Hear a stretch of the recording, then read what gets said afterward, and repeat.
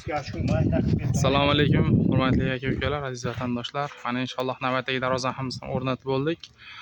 Xo'sh, bu darvozamizni Farg'ona viloyati Beshariq tumaniga olib kelib o'rnatdik. Razmerlar va materiallar haqida sizlarga qisqacha ma'lumotlar berib o'tamiz. Bu darvozamiz 2 qavatli shumkali chechen fason darvozamiz. Razmerlari 5.40 ga, balandligi 3.30 bo'ldi. O'sha girdilari, nalishkalari bilan bo'lgan. Darvozani o'zi ichki razmerlari 2.95 ga, balandligi 2.80. Eshigi 1.17 ga 2.80. Bu necha bekalargacha qo'yilgan bu darvozamizdagi. Bunday holatlari bor.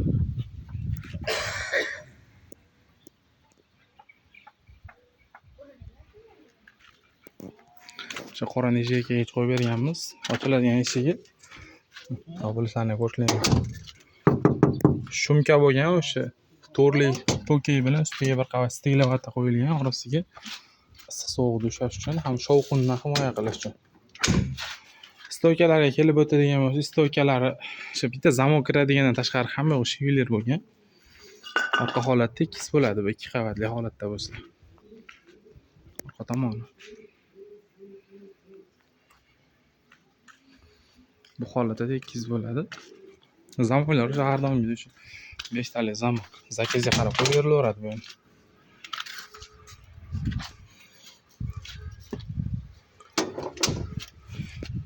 Bu darvozani hammaga narxi qiziq.